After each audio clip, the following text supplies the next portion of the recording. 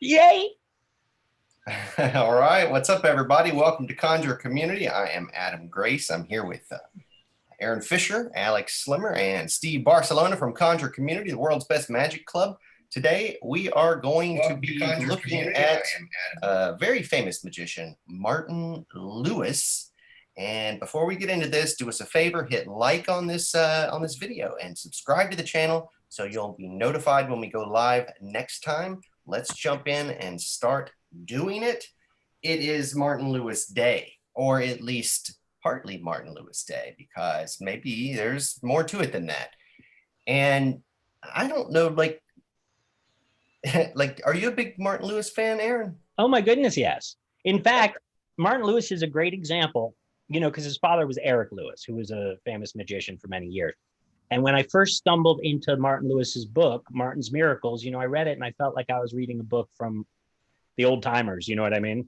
And then when I found out Martin Lewis was working at the Magic Castle all the time, like he was alive and well and a pretty young guy, you know what I mean? But and so he's really just one of the smartest magicians of the century. Wouldn't you say, Alex? Yeah, and there's no like limits in any direction. Like the guy is an expert coin magician, expert card magician, and he's like a creative genius. Like he creates props and gaffs that, like, when you look at them, they look like they're, you know, a NASA contraption, but then you figure out what they do as an effect and you go, oh my God, you just are a genius, Martin. And there's a lot of those in his repertoire. It's really impressive. And he's a wonderful man to top it all off. He's just a really great hang, and he's really kind to young magicians. And he was really kind to me when I was a young man. So, yeah, I love Martin Lewis. I think he's one of the great magicians. One of the things that makes that you should look for that really tends to point to a guy like Martin Lewis is this happens when you have a legacy. So when we think about Fu Manchu, David Bamberg, you know, he grew up in Okito's house. He used to, when his dad, Okito, wouldn't teach him any magic, so he used to bum around Uncle Harry Houdini's house and got in trouble actually for doing the needle swallowing at school that he lifted out of Houdini's desk drawer when he was a kid. So when you have these legacies who are, it's just going into your dad's business, you know, and you start thinking in magic by the time you're 10 years old. And so whatever your aptitudes are, they have their fullest opportunity to come out. And we can't think of anything better than, in fact, rather than even tell you about the tricks, because there's so many great tricks, I bet Alex picked a few of them for us to watch. I picked a couple of really great ones that really turned me on, that I love. And, you know, there's a lot to pick from with Martin, but I think these are the best of the best. You guys want to watch one? Yeah, I think we should. Hard. I was just going to ask Aaron a question. What would happen if your father left you a pizza restaurant? Whoa. If my dad had left me a pizza restaurant? Yeah. I know that I wanted to be like in my dad's business when I was growing up, and I assumed that I would have wanted to no matter what that business was. What about you? I'm a magician, though, is what I'm saying. But go ahead, let's watch. Yeah, but I stopped wanting to do what my dad did. I mean, but he was an attorney, so I was like, what am I going to do? I want to. Yeah, really. I don't want to be like a liar. I'll do magic. No, he understates it. He says attorney, but he was the attorney for the Gambino crime family. Was he really? That's not me. That's a different member. Do not say his name. Okay. You're not supposed to speak his name out loud. Oh. Lad, I have had this uncanny ability to be able to look at people and know what color they would choose if I were to ask them to choose a color. Now that doesn't sound like it would be anything anybody could do, but it is. I'll give you an example. I have some envelopes here in different colors. There's a yellow, red, blue, and I'll ask the lady and the gentleman to help me out by choosing colors. And I think we should have ladies first. Would you mind? Now, which color would you like, the red, yellow, or the blue? Oh, the yellow. The yellow. I knew you was going to say that. I just threw that one on the floor. You go ahead and take the yellow paper and look inside the envelope. There's nothing else in there, right? Don't open the paper for a moment, just hold on to it. Now let me go over here. So would you mind? You have a choice between the blue or the red. I'll go with the blue. I knew you was going to say that. Inside there's a piece of paper. Go ahead and take that. And take a look inside the envelope, nothing else, right? Don't open it for just a second, just hold on to it. And I do ask you to remember that the lady chose the yellow, the gentleman chose the blue, I'm left with the red, and there's a slip in there which I would ask you if you wouldn't mind holding. would you be kind enough, first of all, to open your slip and read in a big, loud voice for everyone to hear what my prediction says? You will choose yellow. You will choose yellow.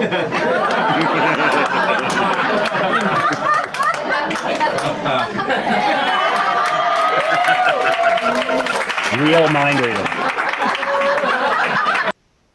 It's awesome. Real mind reading, right? Yeah. It's such a great moment. Huh? It's such a great moment. Yeah. It's a gift. I sometimes get this one wrong. I don't know why. But open that in the big loud voice, read what it says on the paper. You will choose blue. 2 in a row. Don't be alarmed. I only use my powers for good. Now, I know what you're thinking, but I ask you to remember that the lady chose yellow, the gentleman chose blue, I'm left with red, and you have that one. Yeah. In a big loud voice, open it up and read what it says on the paper. The man will choose blue, the woman will choose yellow, and I will be left with red. Wow. Right? Great. Yeah. I love it. Love that ending. How did you do it? Not laughing now. Is there more, Alex? That's the No, whole that's- trick, that's- right? That's the trick. Technicolor prediction. It's called Technicolor prediction. And, you know, I don't know how many of you watching this, a lot of people do close up. But when you start, as my old friend John Stetson used to say, when you start doing stand-up magic, you have 2 new obsessions, right? One is luggage. The other is practical stand-up material. And the Technicolor prediction has always just been one of the most compact, beautiful, simple, clear, and easy to entertain with mentalism effects you'll ever find. Do you ever use it, Steve? No, but it looks like all that, you know, packed small, allows for a lot of interaction, and it's got like that sucker finish to it, which is always good. So And the effect is strong when it's over, right? Yeah. What I like about that particular effect too is that with mentalism, it's really hard for it to be funny. Mhm. And this has the built-in, you know, the built-in stuff to it. Yeah, you get a few built-in laughs there. It's You get a really couple good. of built-in laughs, get people loosened up. The And book, he improved this thing, right? This thing used to be like he had a device that helped make all Yeah. that stuff happen, but now just envelopes. It's as clean and as simple as it's ever been. I think this is just a stand-up, beautiful piece of magic. It's like bulletproof, man. Like It's a new method. days. Has Yeah. he released this new method, or is he just Yeah. doing it himself? He released it. It's out. the book Martin's Miracles, was that written by him or Eric? It was written, I think, by Eric. I think it's written by Eric, yeah, because it's all illustrated by Eric too, so it looks like those old school '70s magic books. Right, yeah, that's right. And Say his Sidewalk name, Shuffle, Eric who? Eric Lewis. Lewis, his dad. yeah. Oh. And then English he's got magician. Sidewalk Shuffle, right? That was another famous Totally trick. Didn't Harry Anderson? international famous. No, Harry no, Anderson, no. huh? No, Harry Anderson did something different. on Did TV. something different. Copperfield used a couple of his things. And Mhm. He did sidewalk, one of his big flagship tricks. Totally, yeah. I We'll would get into say that that at some the point. Here. sidewalk shuffle is probably stronger. I mean, look, the thing about Harry's is the size, Mhm. right? Than the Monarch Monty, but really pound for pound, if you just take both of those tricks with baby jumbos, I would say sidewalk shuffle is the one of the best.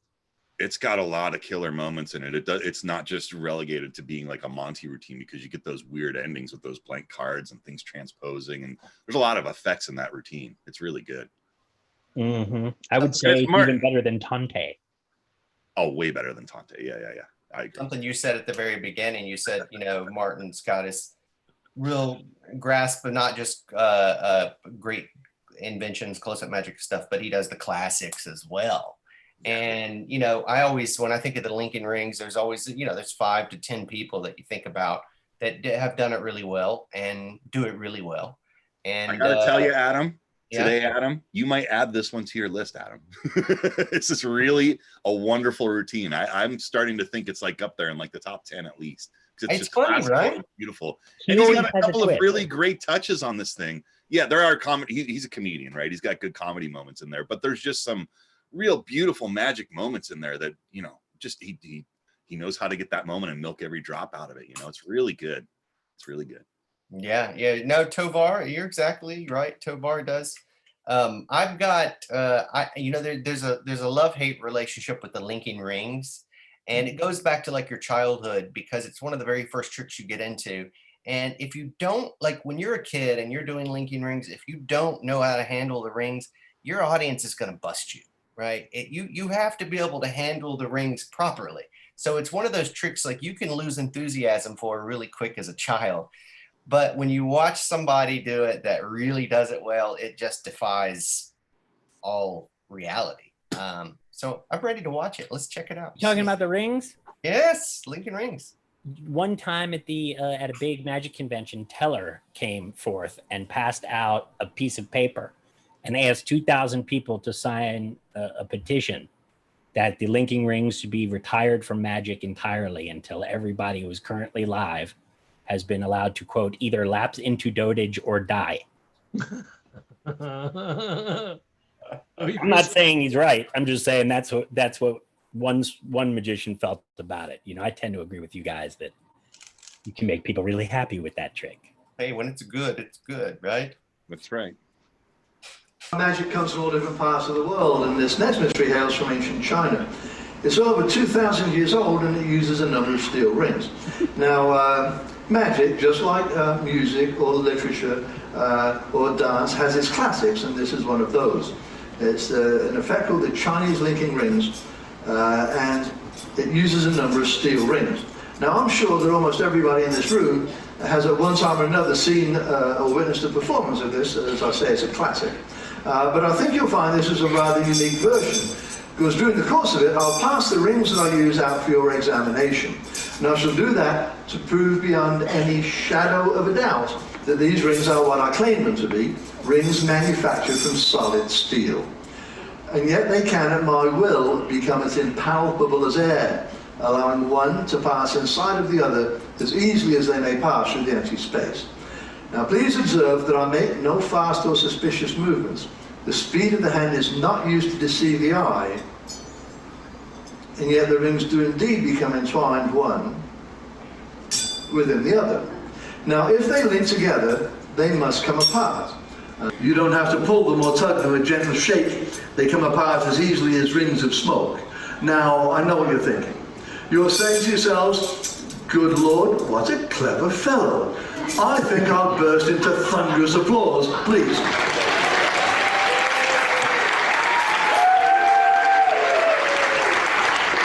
Try and control yourselves. You've done an admirable job of it so far. Now, two rings have been linked together. This, number one. This, if you'll excuse the expression, number two. Now watch as three rings link into a chain in the air. Like this. Wow. I can't really see. Would you like to take a look? Yeah, sure. Yeah. No, you're just going to leave me standing here looking like an idiot. That's very kind of you.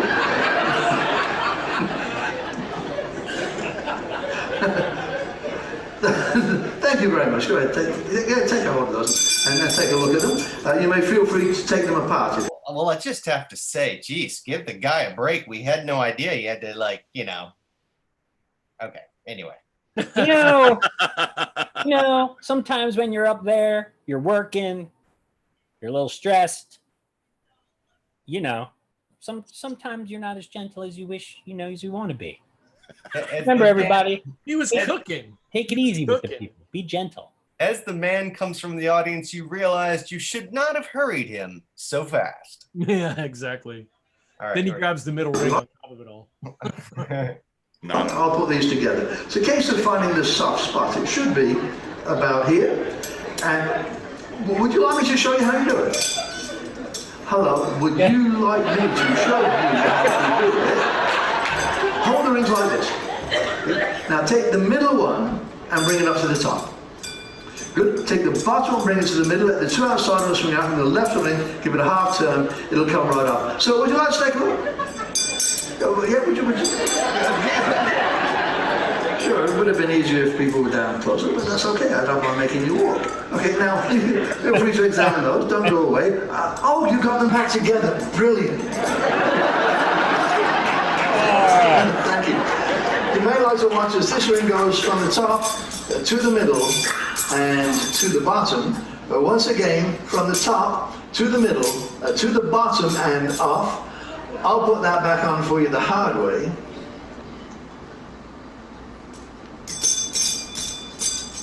Like this.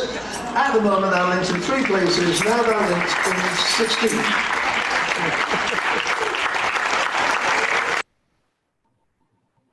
That's a pretty powerful moment there. It was linked in 3 places. Now it's linked in 16. Think about that, right? It's awesome. Yeah.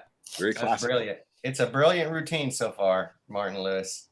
He was having Sorry, go ahead. your problem you were having before is, Martin works the parlor a lot. He's worked all kinds of places. Clearly, Oh, yeah. but he was having a little bit of a room. He was having a spatial issue with working in that big old room and not having everything timed out for it.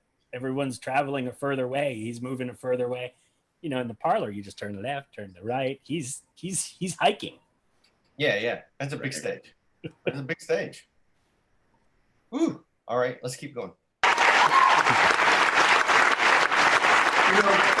It would take an obvious settle and torch to get these apart, a hacksaw, or if you have one handy, of course, a magician.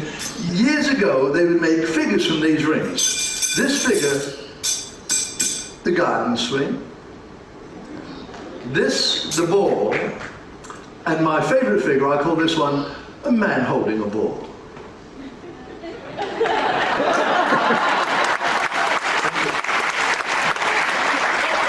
For the ladies, may I present the very beautiful blooming rose.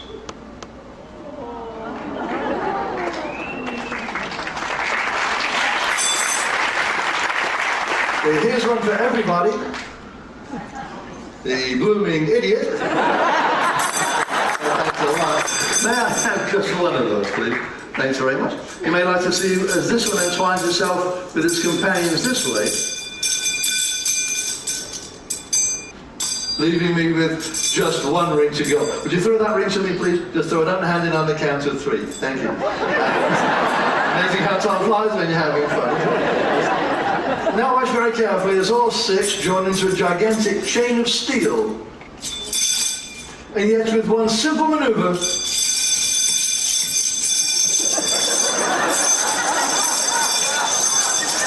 a broken slinky. They all end up in one.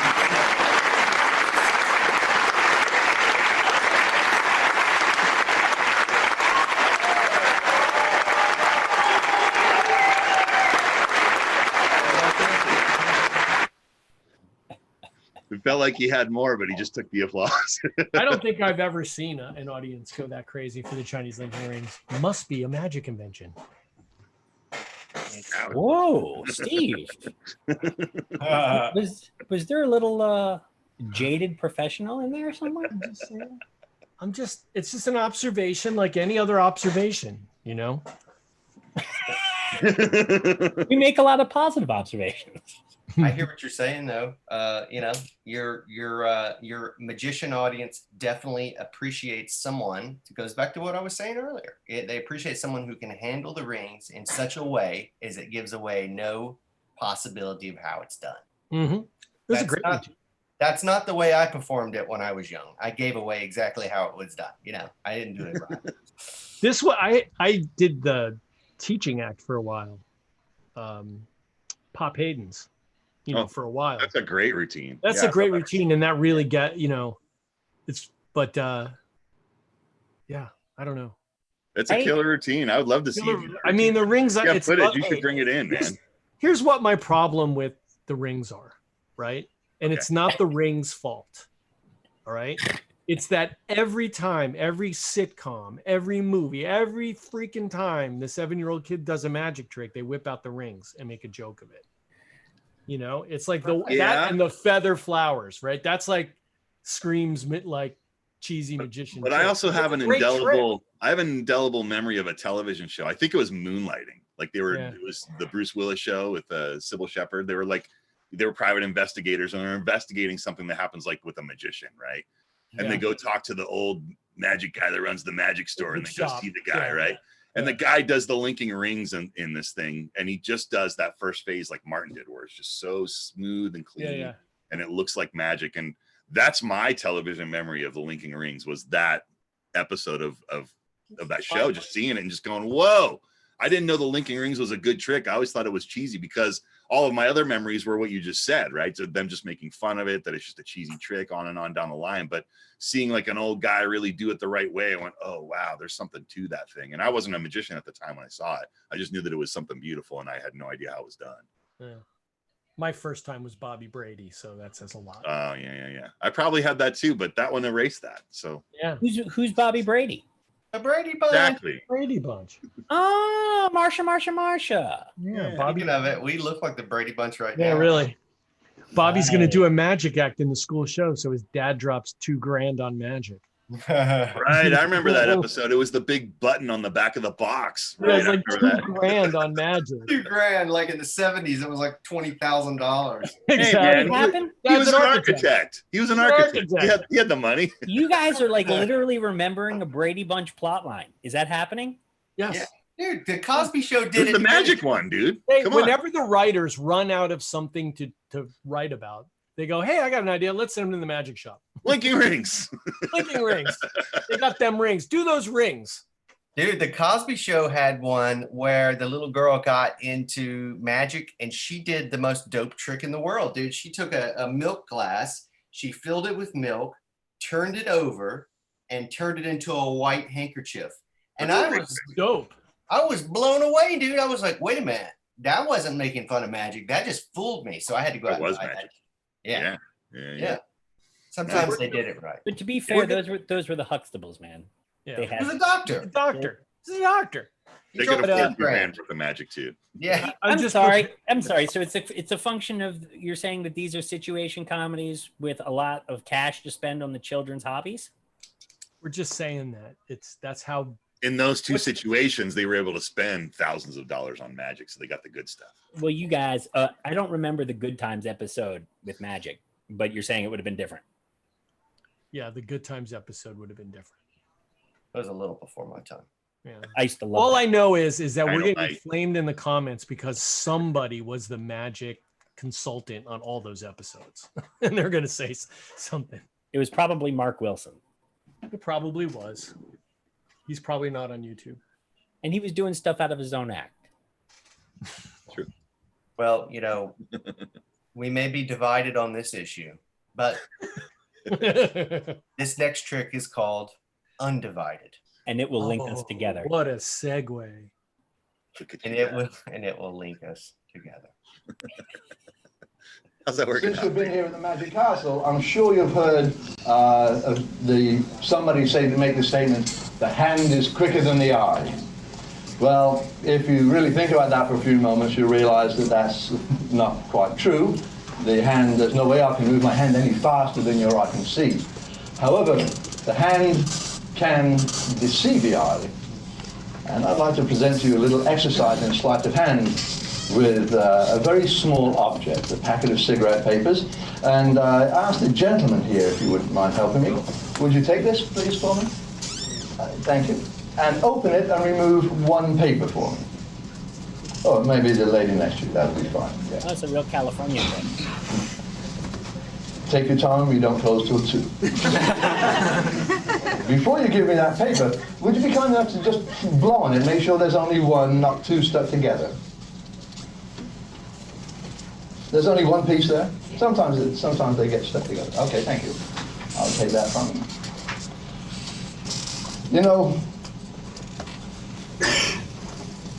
We're adults and we really don't believe in magic. But for the next minute, I would ask you to bear along with me, please, and just make believe.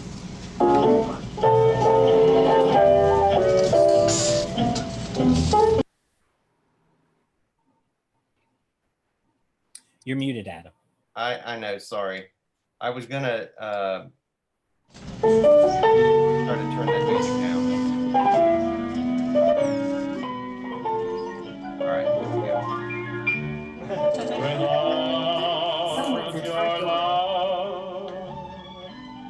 it's a honky-tonk parade. Without your love, it's a melody played in a penny arcade. It's a P.T. Barnum and Bailey world, just as phony as it can be, but it wouldn't be make-believe if you.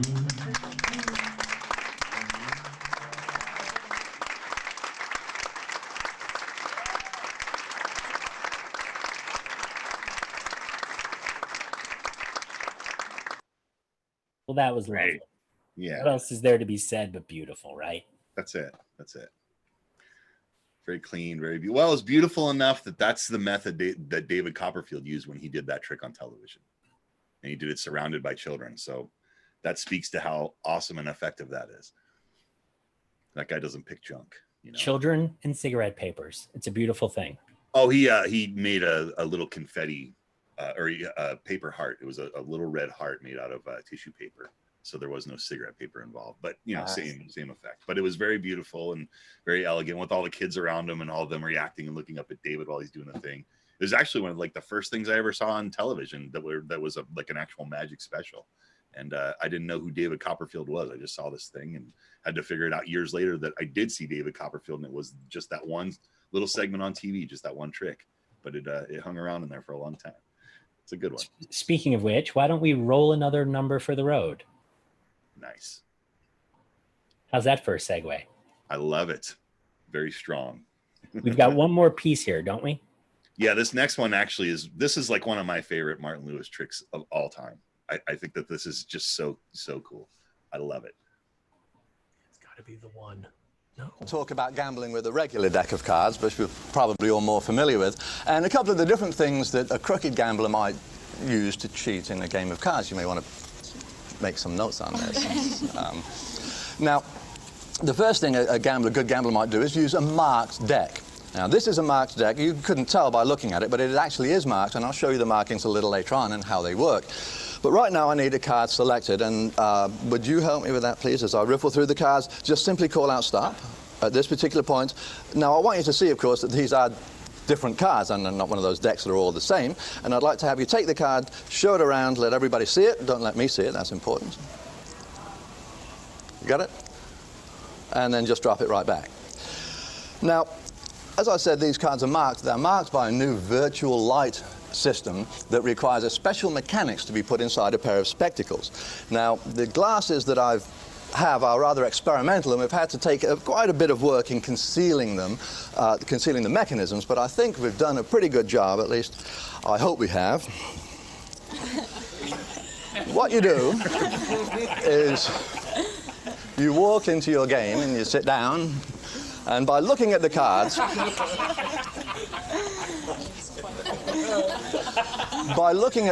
you can tell exactly which one is, because they're marked, you see, and I'll be able to tell just...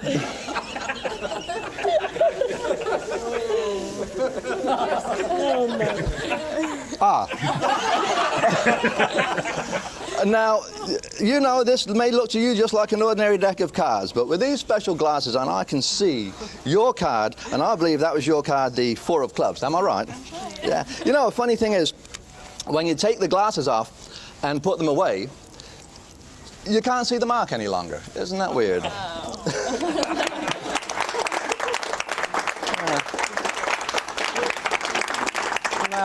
It keeps going.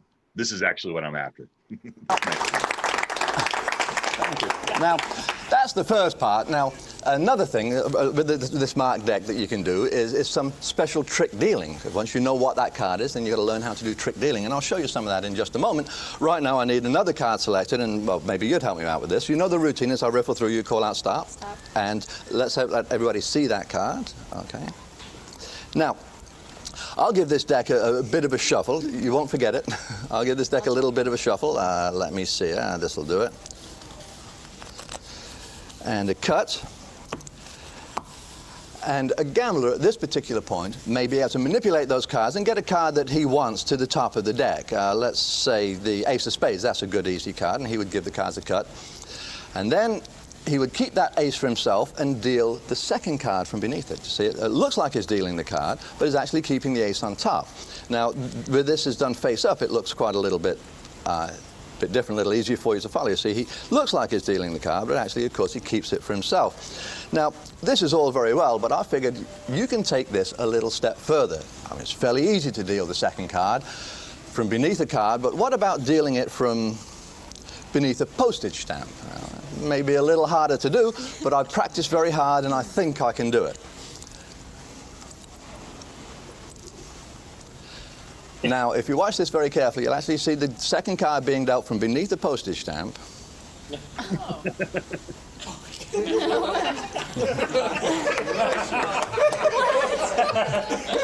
I like to watch this myself. Seems to have got stuck on one card. Isn't that sort of funny? What card did you look at? The 8 of Hearts. Isn't that funny how it seems to have stuck on just that one card?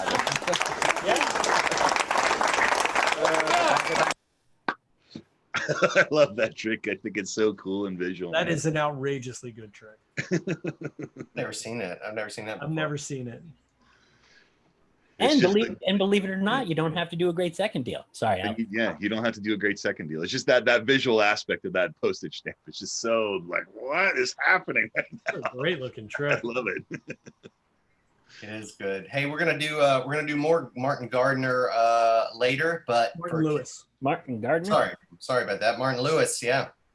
But we want to thank you guys for joining us today. Do us a favor, hit the like button and let YouTube know we're doing a good job with these videos. Go ahead and subscribe. You'll be notified when we go live with a new magic video, which I think is tomorrow. So join us next time on Afternoon Astonishment. Thank you, everybody, for being here. We'll see you next time.